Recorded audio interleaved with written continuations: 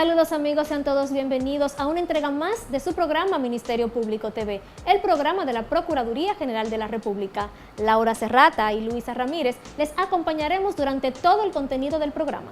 Así es, amigos televidentes, y de inmediato le invitamos a que conozcan el contenido de esta semana de su programa Ministerio Público TV. Adelante. Hoy en tu programa Ministerio Público TV estará con nosotros el magistrado Milcíades Guzmán, procurador fiscal del Distrito Nacional, adscrito a la Unidad de Investigación de Criminalidad Organizada. La criminalidad organizada es un grupo de personas que se dedican al crimen y que lo hacen de manera planificada, con estrategias, con ejecuciones supervisadas y con evaluación de resultados también. Con él conversaremos sobre la criminalidad organizada y la cooperación internacional. En nuestro reportaje de la semana, conocerás las funciones de las unidades de atención a víctimas de violencia de género. En nuestro segmento ¿Sabías qué?, conocerás qué es la figura del Director General de Persecución. En nuestras noticias de la semana, Ministerio Público evalúa procuradores y fiscales que participan en concurso interno para dirigir dependencias. Ministerio Público imparte la charla Un hombre verdadero en Los Alcarrizos. De esta forma inicia su programa Ministerio Público TV. Como ustedes pudieron ver, el contenido de esta semana está cargado de mucha información interesante. Queremos que ustedes vean el reportaje que hemos preparado para ustedes esta semana.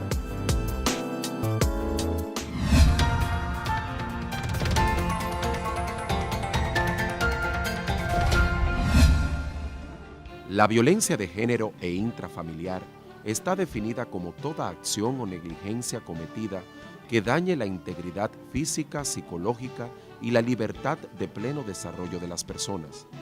La existencia de este tipo de violencia indica un retraso cultural y la ausencia de valores como la consideración, tolerancia, empatía y el respeto por la otra persona independientemente de su sexo.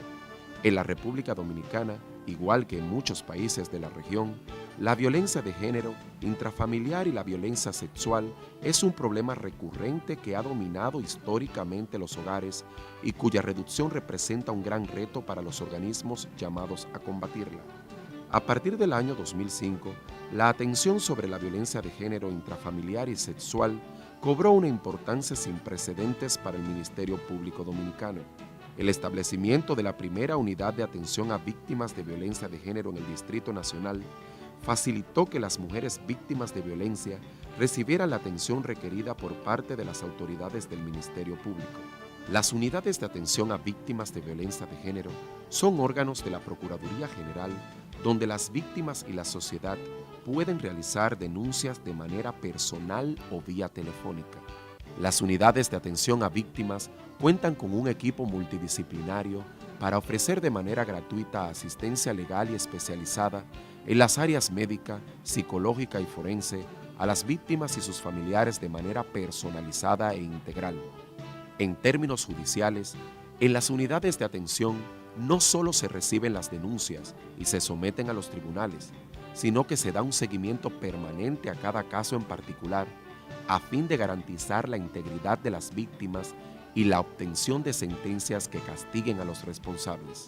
Las unidades de atención son el soporte principal del Plan Nacional contra la Violencia de Género e Intrafamiliar, puesto en marcha por el magistrado Jan Rodríguez en noviembre del 2017, el cual contempla la adecuación y remozamiento de las 19 unidades existentes y la construcción de 14 nuevas unidades de atención, de las cuales han sido instaladas 3 unidades hasta la fecha. Para garantizar la efectividad de las medidas establecidas en el Plan Nacional contra la Violencia de Género, fue necesario la elaboración del protocolo de actuación que se implementará en las unidades de atención para el correcto abordaje de los casos de violencia de género en el país. Para el máximo representante del Ministerio Público, magistrado Jan Rodríguez, es fundamental fomentar una cultura de denuncias, indispensable para combatir este mal y reducir los feminicidios. Lo idóneo es que sean unidades de violencia de género. ¿Por qué unidades de violencia de género? Porque son parte o digamos son brazos del Ministerio Público especializado en la materia. Hombres y mujeres que de una forma u otra tienen un mayor conocimiento sobre el tema y dan un tratamiento diferenciado con un personal de apoyo especializado en la materia, que incluye médicos, forenses, psicólogos. Ese es el segundo paso y hacia ahí es donde se dirigen. Allí es donde se preparan los expedientes, allí es donde se preparan todas las pruebas y evidencias. Para optimizar la efectividad del sistema, las medidas establecidas en el Plan Nacional incluyen la apertura de 14 nuevas unidades de atención a víctimas de violencia de género, la adecuación y remozamiento de las 19 existentes y la extensión del horario de atención al usuario. El Plan Nacional establece el relanzamiento del sistema telefónico Línea Vida 809-200-1202, convertido en un moderno call center con horario extendido a las 24 horas del día, los 365 días del año, con cobertura nacional y un personal capacitado para una atención efectiva al usuario.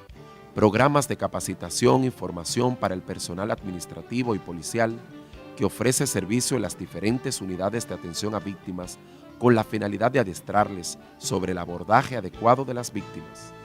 Asimismo, se prohíbe la vieja práctica de la entrega de citaciones, órdenes de protección y órdenes de arresto a los imputados por parte de las víctimas.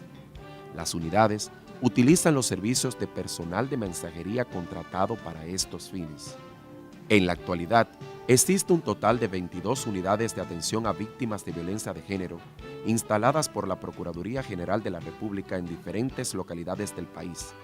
Para garantizar el cumplimiento de las 22 acciones establecidas en el Plan Nacional contra la Violencia de Género y la aplicación efectiva de un régimen de consecuencias para el personal de las unidades de atención que violen las reglas establecidas, el Consejo Superior del Ministerio Público creó la Dirección Nacional contra la Violencia de Género, la cual tiene la responsabilidad de supervisar la implementación de las 22 acciones contenidas en el Plan Nacional.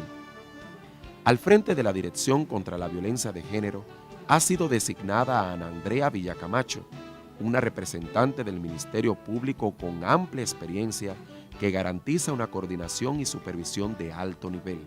Tiene la dirección la misión de supervisar y monitorear todas las unidades especializadas de atención a víctimas del país de violencia de género, intrafamiliar y delitos sexuales de la Procuraduría General de la República. Las unidades funcionan monitoreadas desde la dirección y supervisadas desde la Dirección Nacional contra la Violencia, con lineamientos e instrucciones de actuación en sus investigaciones y protección que ha dado la Procuraduría General de la República, y funcionan también cada día mejorándolas para que den un servicio de calidad a la ciudadanía.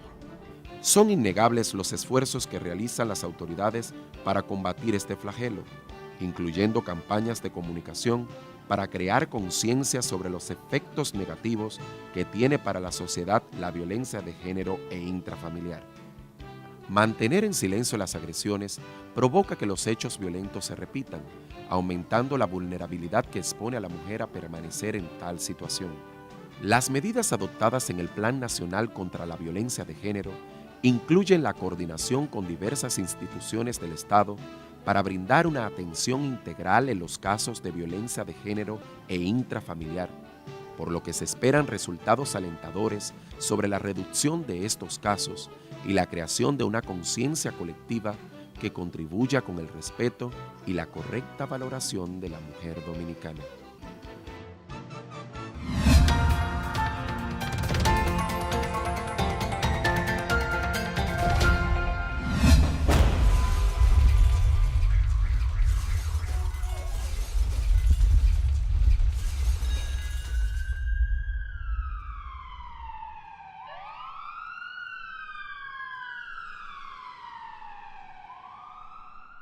Entre 2016 y 2017, más de 160 dominicanas han sido víctimas de feminicidios. No solo las familias completas han perdido una parte irreemplazable de sus vidas, no solo comunidades quedan descompuestas, absolutamente todos las perdemos. Y se siente, cada vez que al país se le arrebata el soporte indispensable de la mujer dominicana, decae la sociedad, se oscurece el camino de las próximas generaciones hacia el desarrollo nacional. Combatir la epidemia de la violencia que afecta a la mujer en República Dominicana es una emergencia a la que todos nos toca responder.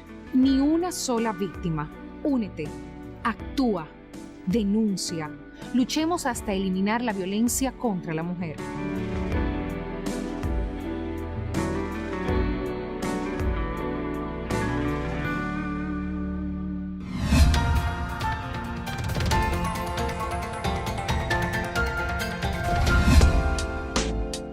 Estamos de vuelta en su programa Ministerio Público TV. Nos encontramos ahora en la entrevista central. Nos acompaña el magistrado Milcíades Guzmán, quien es procurador fiscal del Distrito Nacional, adscrito a la Unidad de Investigación de Criminalidad Organizada del Distrito Nacional, conocida como Casos Mayores. Magistrado, tanto para Luisa como para mí es un placer tenerlo aquí con nosotros en su programa Ministerio Público TV. ¿Cómo se siente? Muchísimas gracias, me siento muy bien. De antemano, agradecerle sobremanera la invitación. Para mí siempre es un honor venir a este programa con ustedes, sobre todo por el trato que se nos profesa, que es muy profesional y nos sentimos muy bien de estar aquí. El placer es nuestro, magistrado.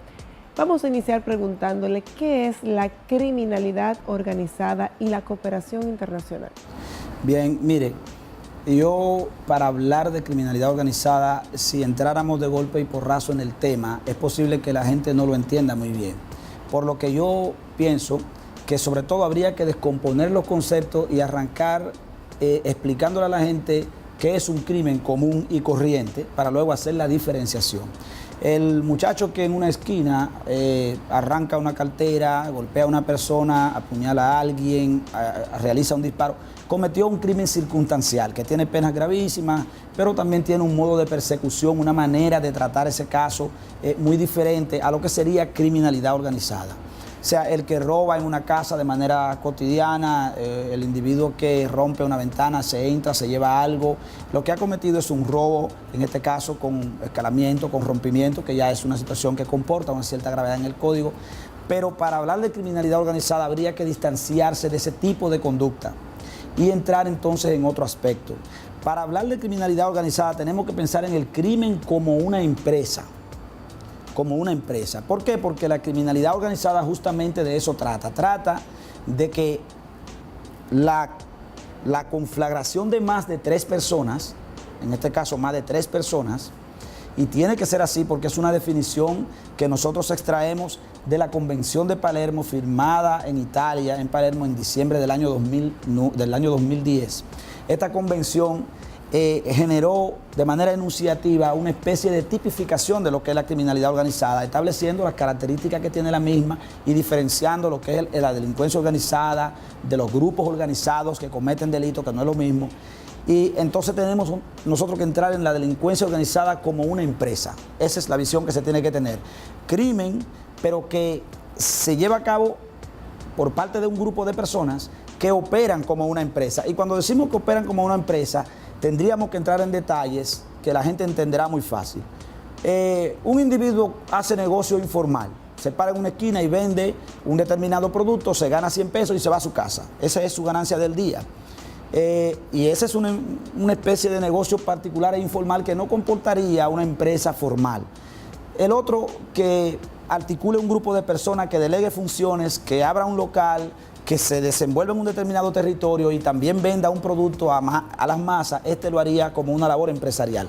Asimismo se distingue el crimen circunstancial y común de lo que es la criminalidad organizada. La criminalidad organizada tiene espacios donde se desenvuelve.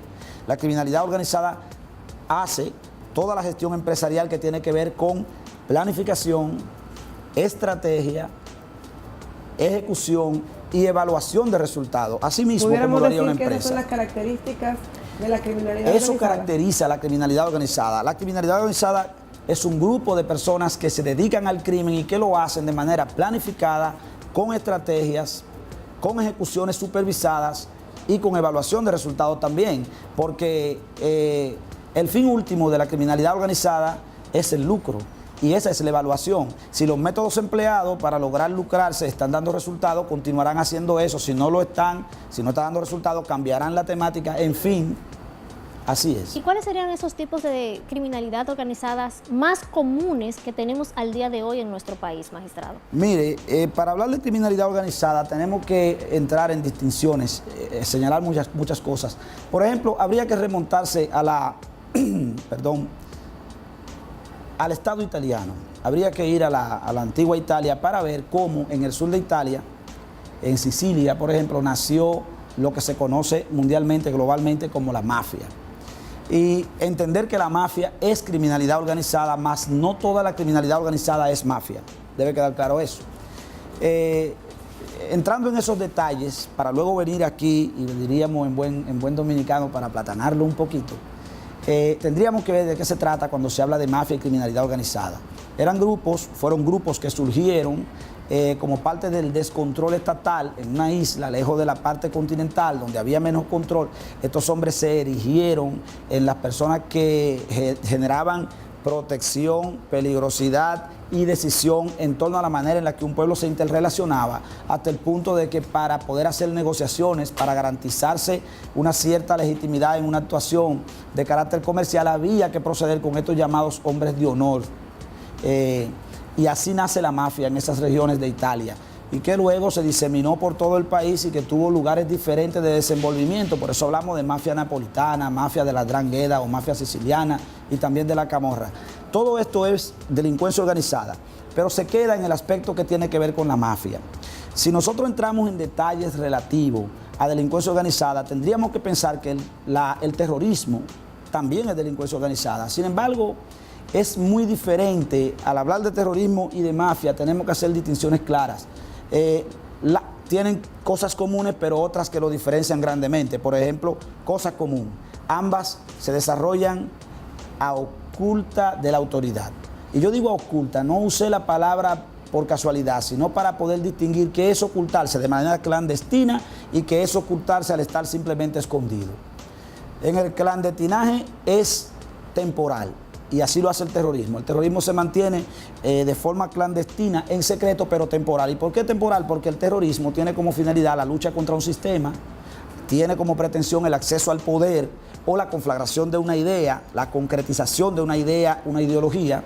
Y el terrorismo va a reclamar, después de los actos cometidos, la reivindicación de dichos actos, y ahí se hará público, y por eso es que no es a escondidas, sino simplemente clandestino. Pero la mafia, por ejemplo, pretende estar insertada, y lo está en los estados, en el mercado legal, en el mundo legal, y no pretende jamás ser visualizada como un estamento de ilegalidad.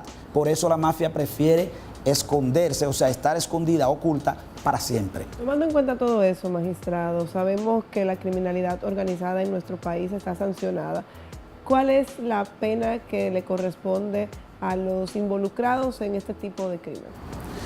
Bueno, mire, tenemos que tomar en cuenta los parámetros establecidos en la Convención de Palermo del año 2010, donde Kofi Annan, conocido el secretario general de la ONU en ese momento, inició en esta convención con un discurso interesante, estableciendo que el crimen había transgredido, había traspasado las fronteras de los países, y que como tal había hecho uso de las tecnologías, de los avances tecnológicos, del avance en los medios de transporte, de los medios de comunicación y las redes. Había hecho uso de todo eso para extrapolarse más allá de lo que era el crimen local y cruzar las fronteras.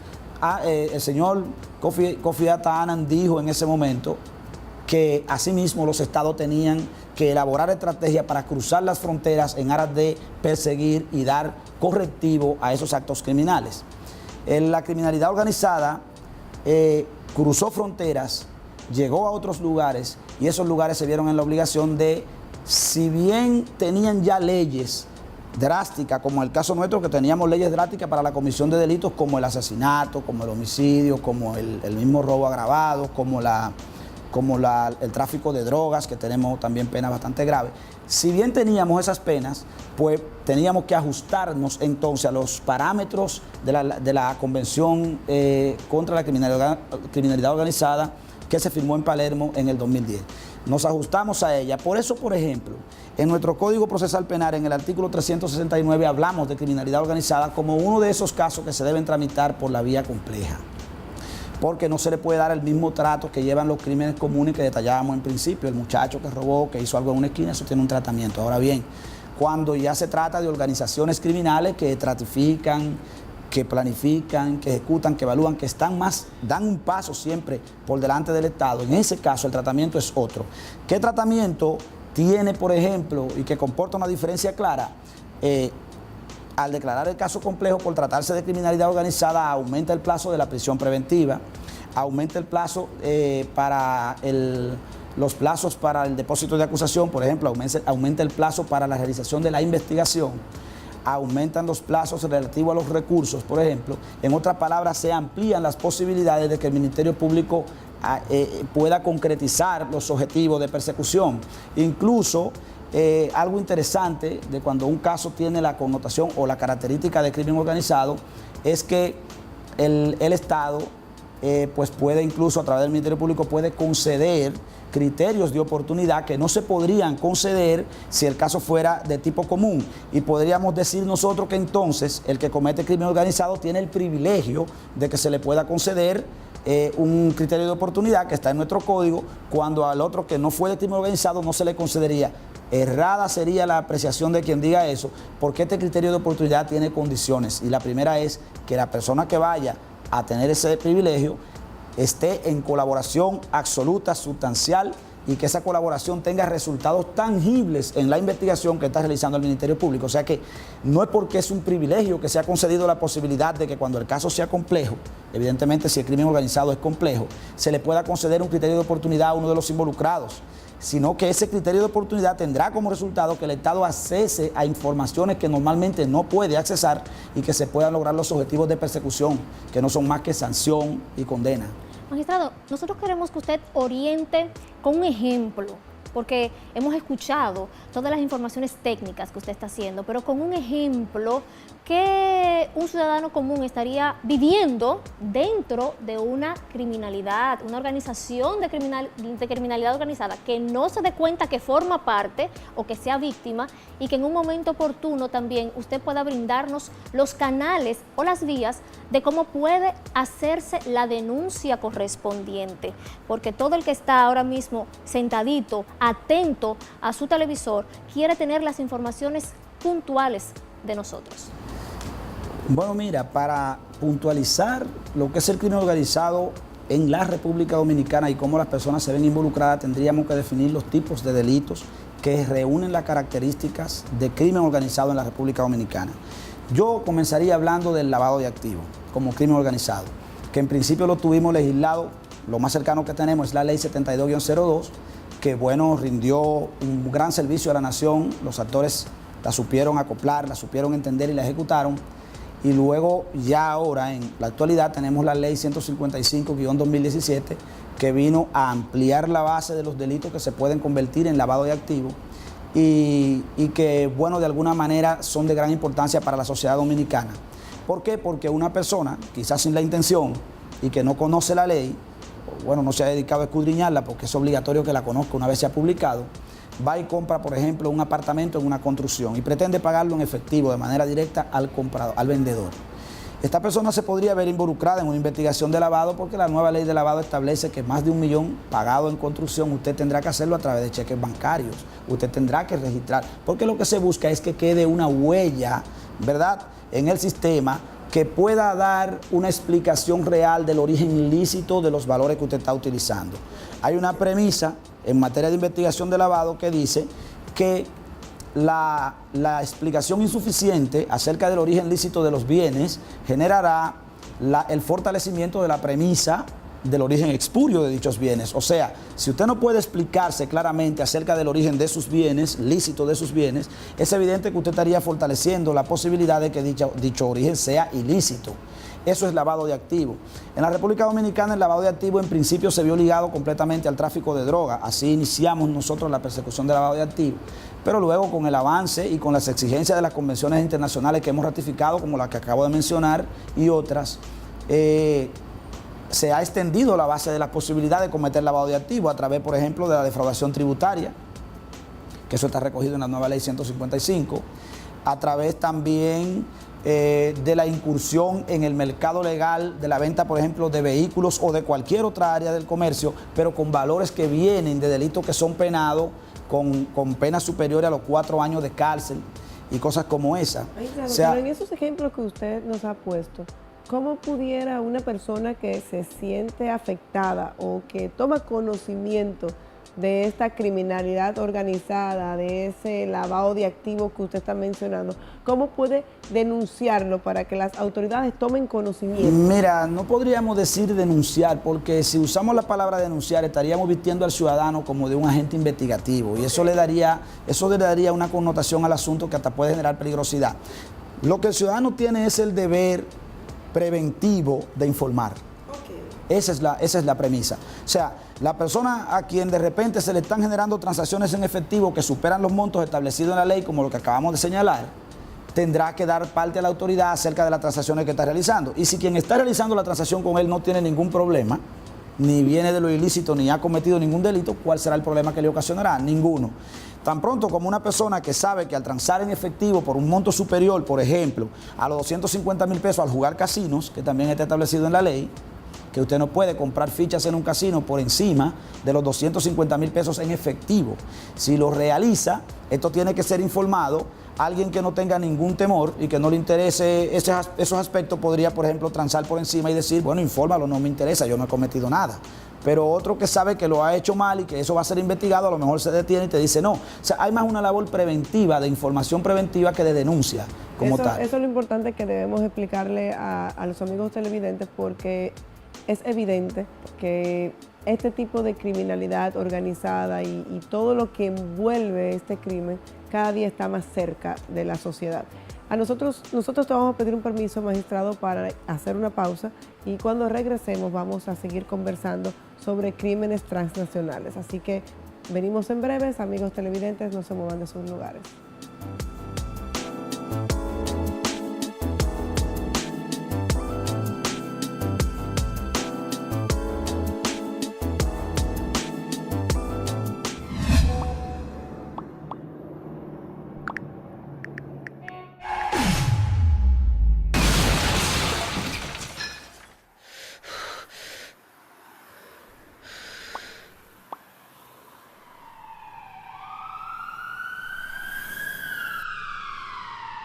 Aquí cada vez más mujeres son responsables del sustento principal de su hogar y sus familias.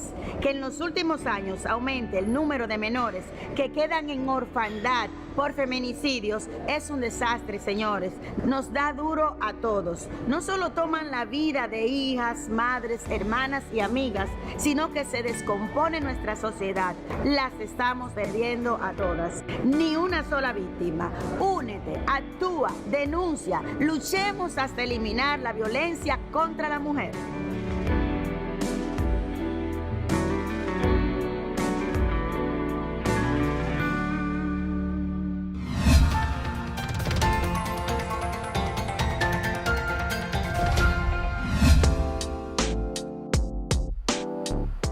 Estamos de vuelta en su programa Ministerio Público. Les recordamos que estamos conversando con el magistrado Milcía Guzmán, quien es procurador fiscal del Distrito Nacional, adscrito a la Unidad de Investigación de Criminalidad Organizada, que antes conocíamos como casos mayores. Magistrado, antes de irnos a la pausa, yo le decía que íbamos a hablar de crímenes transnacionales. Bien. ¿Qué son estos crímenes? ¿Cómo podemos identificarlos? Mire, el crimen transnacional es muy fácil de distinguir, porque es el crimen que involucra a más de un estado. O sea, un crimen cometido entre estados. En otras palabras, no que los estados hayan cometido crimen, sino que la facción criminal, la organización criminal, esté operando dentro de un estado y de otro también. Que para llevar a cabo el delito haya que utilizar el territorio de un estado y el de otro estado. Eso es delincuencia transnacional, así de fácil. Un ejemplo sencillo de eso, la droga que sale, por ejemplo, de la selva colombiana, tendrá que pasar en ocasiones por Venezuela, luego tendrá que entrar al Caribe por la vía aérea o marítima, ya aérea es muy poco probable, porque, por ejemplo, en el caso nuestro de la República Dominicana, con el combate que se ha encarnizado, que ha llevado a cabo el asunto de los aviones que se contrataron para esos fines, el aéreo ha dejado de estar muy presente, eso casi no se ve, pero ahora lo hacen por la vía marítima, que es un poco más difícil de combatir. Este crimen, que nace en la selva colombiana con la elaboración en laboratorios de la cocaína, que pasa por Venezuela en ocasiones, ¿no? Y que luego transita hacia el Caribe, involucra a más de un estado, involucra al estado colombiano, involucra al estado venezolano e involucra a cualquiera de los estados del Caribe que recibe, ¿verdad?, la droga enviada. En el caso de la República Dominicana, toda la droga que entra forma parte de un crimen transnacional, porque nosotros no producimos cocaína.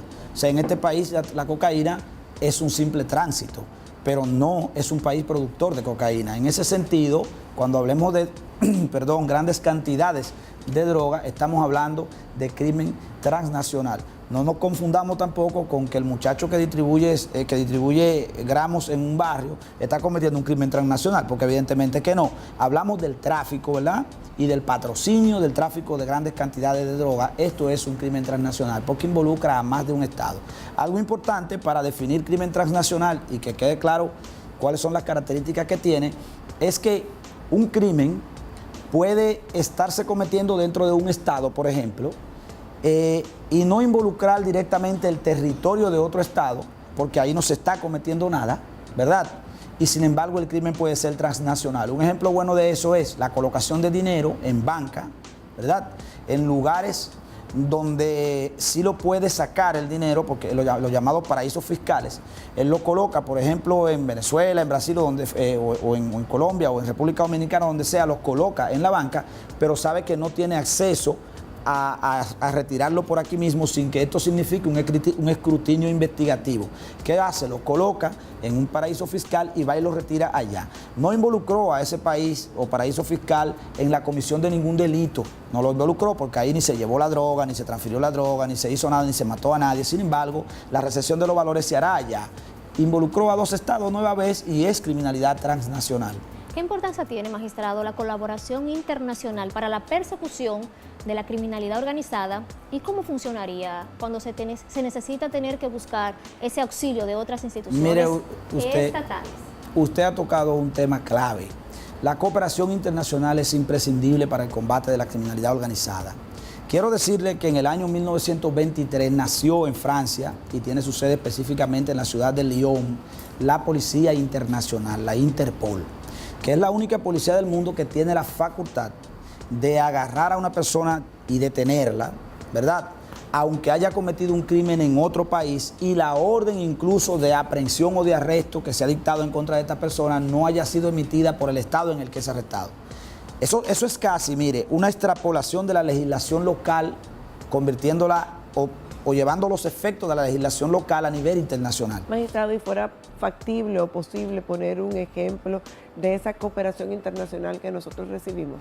Como le voy contando, para mí un ejemplo clave que se puede señalar de lo que es cooperación internacional es el caso de la extradición del señor Christopher René Henry Naudin, que fue una persona de nacionalidad francesa que ayudó a escapar a 2 pilotos condenados a 20 años de cárcel por tráfico de droga en República Dominicana. Y luego esta persona se trasladó a su país, llevaron a cabo esta acción y se fueron a su país. Dentro de lo que era la República Francesa no lográbamos su extradición porque tenían un impedimento constitucional ellos que no le permitía extraditar a sus nacionales. Sin embargo, él viajó en algún momento hacia Egipto y en la República Árabe de Egipto fue apresado. Y se nos informó como República Dominicana, nosotros hicimos los trámites correspondientes. Y fíjense en este detalle, nosotros ni siquiera tenemos un acuerdo bilateral firmado con Egipto de extradición y de cooperación, no lo tenemos. Sin embargo, Egipto recurrió al principio de reciprocidad recogido en la Convención de Viena. Nosotros lo habíamos ratificado, les dijimos que hacíamos acopio de dicho principio y Egipto, sobre la base de esto y el mandato de la Convención de Palermo del año 2010, decidió extraditar al señor Henry Naudin hacia la República Dominicana. Algo importante sobre cómo opera esta cooperación internacional cuando conduce a una extradición es que aquí, por ejemplo, se litiga todo, vamos a los tribunales, se le hace creer muchas veces a los jueces con interpretaciones particulares que para que se puede extraditar a alguien o tiene que estar acusado o debe tener una medida de coerción o que debe esta persona, o que de extradición debe ser ordenada por el juez, y eso no es verdad. Eso solo es así, que el juez tiene que ordenarlo, cuando es la República Dominicana que de manera activa pretende extraditar a alguien. Pero cuando la República Dominicana pretende que alguien le sea extraditado, simplemente hace la solicitud y ese país pone las reglas y condiciones que tiene que cumplir la República Dominicana para que se dé dicha extradición. No nos lo inventamos nosotros, es que en la Convención Internacional contra la Delincuencia Organizada, específicamente en el artículo 16, dice que quien pone las reglas para generar una extradición es el país que ha sido requerido, al país que se le ha pedido, no aquel que lo está solicitando. Es lógico que así sea, porque si yo pudiera pedir una extradición y al mismo tiempo poner las reglas, estaría diciendo que mi legislación local yo la estoy llevando a un plano internacional, y no es así. Yo, a través de los mecanismos de cooperación que existen, puedo tramitar la solicitud, pero habré de adaptarme a las reglas que me ponga ese país. Es como que yo quisiera un helado de chocolate, yo lo pido, pero cuando me requieran los 100 pesos, los 50 pesos, si no lo doy, no tengo helado. Bueno, cuenta, magistrado Milcíades, el Ministerio Público al día de hoy, con todas las herramientas y los recursos necesarios para combatir la criminalidad organizada. Usted mencionó el delito o el crimen de lavado de activos u otros delitos conexos. Mire, nosotros tenemos en la República Dominicana la presencia de más de un delito que corresponden a criminalidad organizada, como lo es el delito de trata y tráfico de personas, que tienen una ley instituida desde el año, la ley 137-2002 me parece que es. Fíjense que estas leyes todas son, la primera de lavado de activos era _2002, esta también es _2002, porque estas son leyes que surgieron después de la Convención de Palermo del año 2010, del año 2000. Quiero corregir, del año 2000, me parece que más de una vez he dicho 2010 y es un error.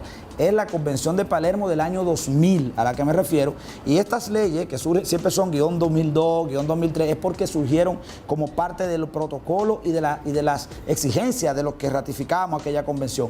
Entonces la ley de trata y tráfico de personas es una ley de estas leyes que son verbotipo, que tipifican el delito con verbos. Por ejemplo, en el marco de lo que es trata y tráfico, vamos a hablar de que quien transporte por la vía aérea, terrestre o marítima, quien acoja, quien reciba, quien le dé acogida, quien resguarde, todos esos verbos están ahí, se conjugan uno a otro. Quien cometa cualquiera de esos verbotipos estaría cometiendo el delito de trata y tráfico, con diferencias muy claras.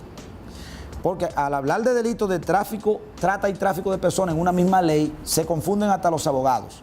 Son delitos completamente diferentes, aunque se parezcan. En el delito de tráfico de personas, sencillamente alguien de manera voluntaria se prestó para ser trasladado de un estado al otro. Es un delito que siempre es transnacional, siempre el de tráfico, porque no hay tráfico de personas a lo interno de un mismo estado. Tiene que ser de un país a otro país y con visos de ilegalidad. Ahí es que hay tráfico de personas. ¿Qué pasa ahí? Que hay voluntad de la persona que ha sido traficada y que se involucra el traslado de una persona por la vía marítima, aérea o terrestre a otro país. Y esto no involucra características que son esenciales en el delito de trata. ¿Cómo cuáles? En el delito de trata existe el tráfico de personas que podría ser local también. Una persona puede ser desplazada dentro de un mismo país y ser víctima de trata de personas, porque una de las exigencias o características fundamentales del delito de trata es la explotación. Sí, claro. Y la explotación se puede realizar a través de métodos de coacción que involucran el consentimiento de alguien que ha sido compungido por alguna vía, bajo amenaza, porque está guardando, lo tienen encerrado ilegalmente y lo utilizan bajo efectos de drogas. En fin, explotación directa de la persona, ese es el delito de trata, diferente al de tráfico, ¿no? Laura, para que el magistrado me explique si al día de hoy el Ministerio Público tiene las herramientas para poder enfrentar ese tipo de delitos, de flagelos. Sí lo tenemos. Mire, tenemos la ley 137 para ambos delitos, el de trata y tráfico de personas. Para el de lavado de activos tenemos la ley 155-2017 de reciente aprobación. Ahora se aprobó también una ley que rige el mercado de valores diferente, que diría yo nos generó un poquito más de escollo en el marco de las investigaciones que tienen que ver con lavado, porque en la ley del mercado de valores nueva se escribió ya de manera expresa que para que la superintendencia de banco pueda tramitar las informaciones bancarias de alguien, se tendrá que contar obligatoriamente con la orden expresa del juez. En la ley anterior se atribuía esta necesidad solo a que fuera tramitada por autoridad competente y el Ministerio Público era autoridad competente. Ahora la ley dice de manera expresa que tiene que ser con la anuencia del juez, con la orden del juez. Magistrado, y en esta gestión actual del magistrado Jan Rodríguez, ¿qué está haciendo el Ministerio Público para prevenir y perseguir este crimen organizado?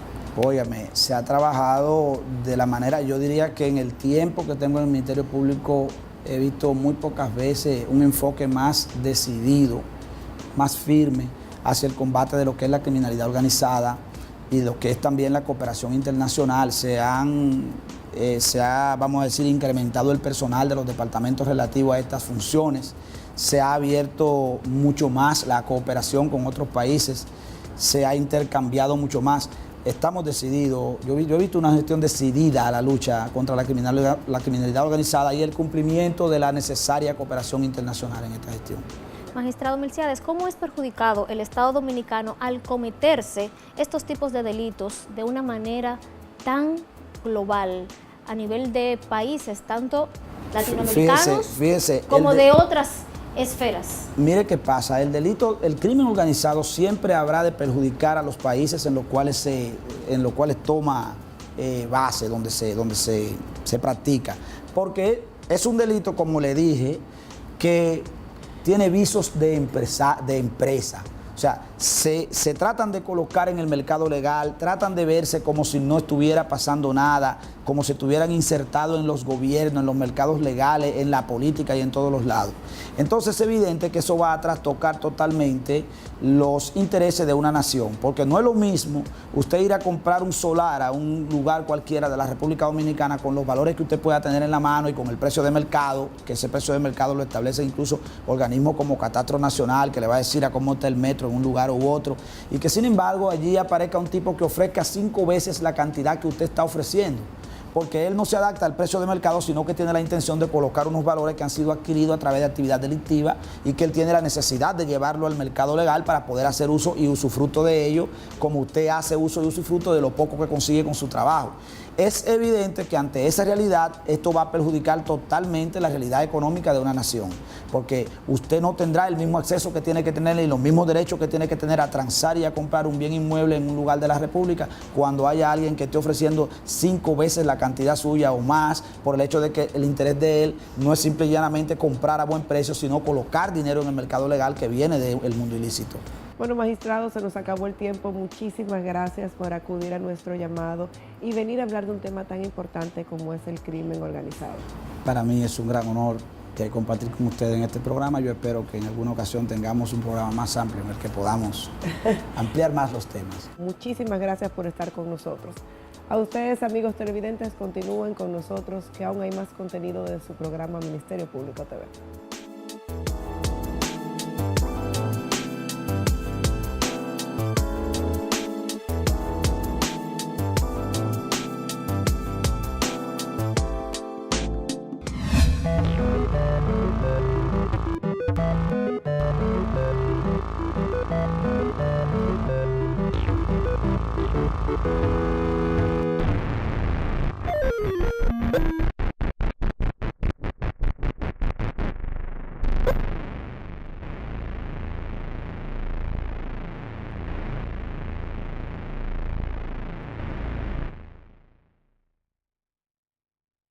Una madre, en más del 33% de los hogares dominicanos, es la principal proveedora de su familia. Una hija forma parte de más de los 60% de las mujeres que forman mayoría en nuestras universidades.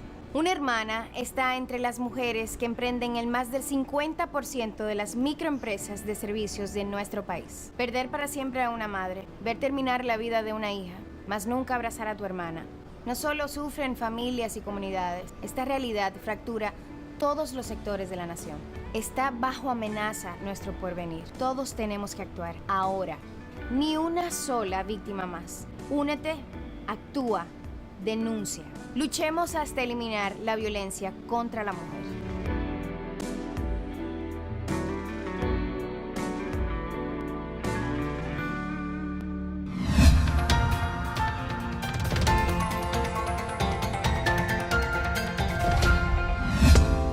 ¿Sabías qué? ¿Sabías qué es la figura del Director General de Persecución? El director general de persecución del Ministerio Público es seleccionado entre los procuradores generales adjuntos al Procurador General de la República por 4 años y podrá optar por un segundo y único periodo consecutivo. Dentro de sus principales funciones se encuentran formular propuestas de políticas de persecución penal y someterlas a la aprobación del Consejo Superior del Ministerio Público por intermedio del Procurador General de la República. Coordinar el sistema de protección de víctimas, testigos u otros sujetos en riesgo en los procesos penales. Supervigilar al Ministerio Público en la investigación y en el ejercicio de la acción penal, la ejecución de las políticas de persecución penal y el cumplimiento de las instrucciones generales. Dirigir, coordinar y supervisar las procuradurías especializadas que cree el Consejo Superior del Ministerio Público. En la actualidad, el magistrado Fernando Quesada García ocupa la posición.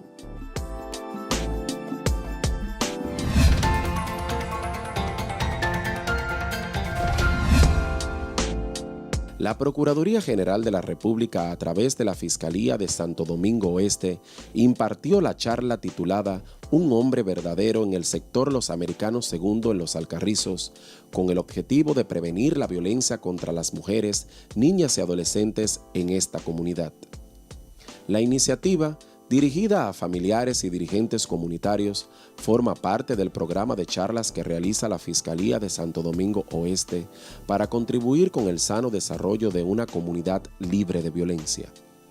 En el acto, la fiscal titular de Santo Domingo Oeste, Rosalba Ramos, explicó que la iniciativa busca fomentar la armonía en los hogares mediante acciones basadas en el amor y respeto hacia sus seres queridos.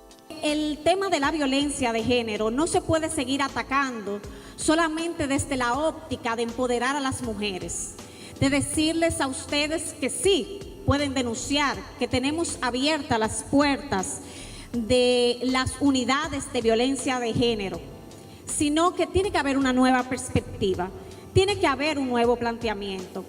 Y este planteamiento implica que los hombres se reeduquen. La magistrada Ramos motivó a los comunitarios a denunciar los casos que conozcan sobre violencia de género y a no dar la espalda a este grave problema social que involucra a toda la ciudadanía.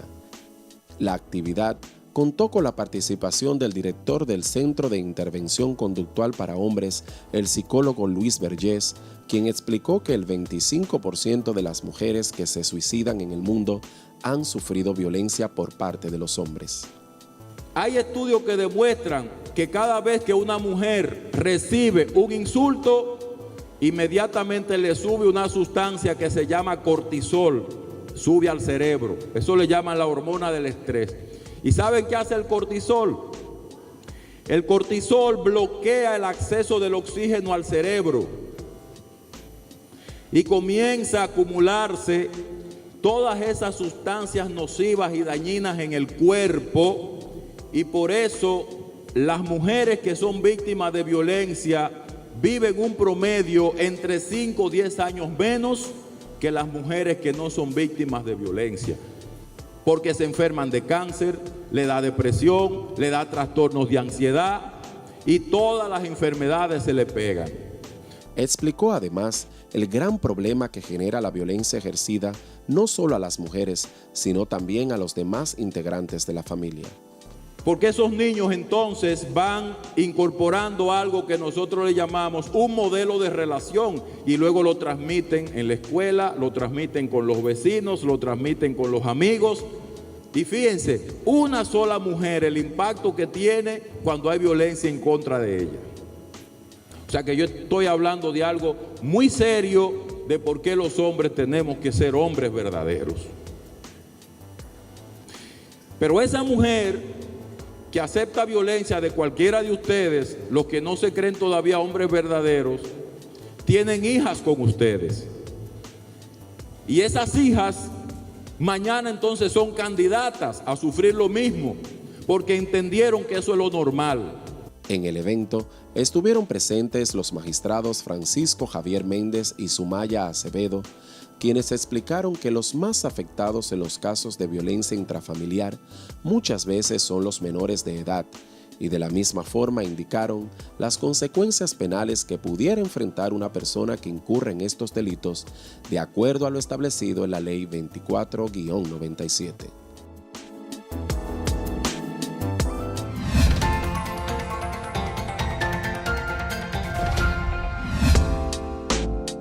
El Ministerio Público procedió a la aplicación de pruebas técnicas o de conocimientos a 216 procuradores y fiscales que participaron en el concurso interno autorizado por el Consejo Superior del Ministerio Público para seleccionar 40 titulares para igual número de dependencias a nivel nacional.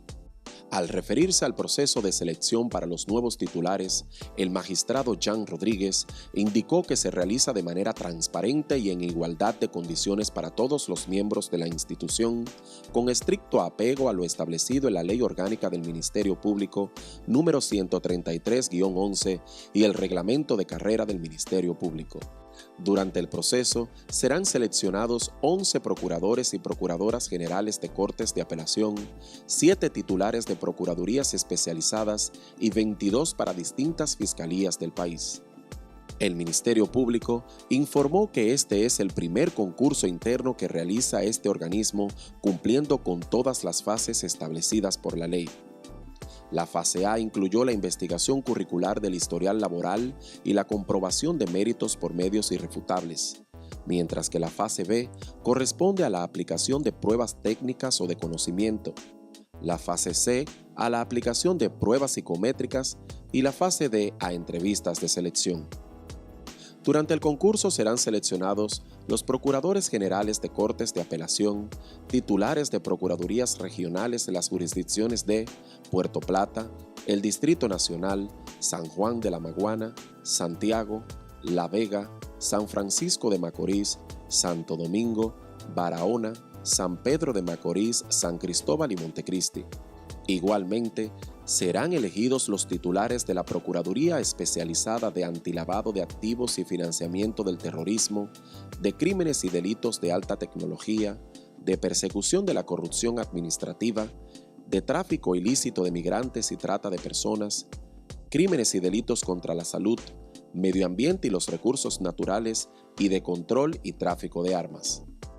En torno a las fiscalías, la institución indicó que incluyen la del Distrito Nacional, Santiago, Santo Domingo Este, Santo Domingo Oeste, Pedernales, La Vega, María Trinidad Sánchez, San Francisco de Macorís, Valverde, San Cristóbal, Dajabón, Espaillat, Independencia, Montecristi, así como la de Peravia, Salcedo, San Juan de la Maguana, Las Matas de Farfán, El Ceibo, Atomayor, Santiago Rodríguez y Samaná.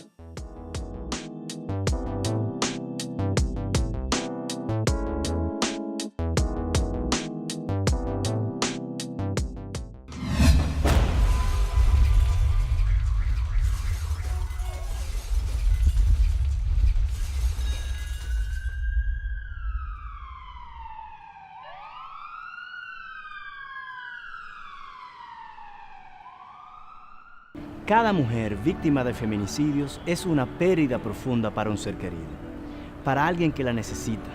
Ella es irreemplazable, la perdemos todos. No es una opción ignorar esta crisis que afecta a la sociedad dominicana. Alcanzar una solución es una meta de todos, ni una sola víctima. Únete, actúa, denuncia. Luchemos hasta eliminar la violencia contra la mujer.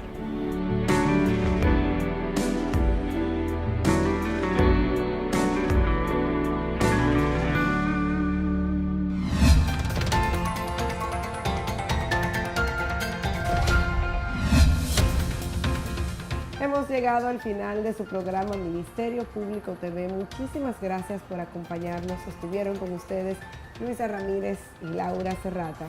Será hasta una próxima entrega. Nos veremos, amigos.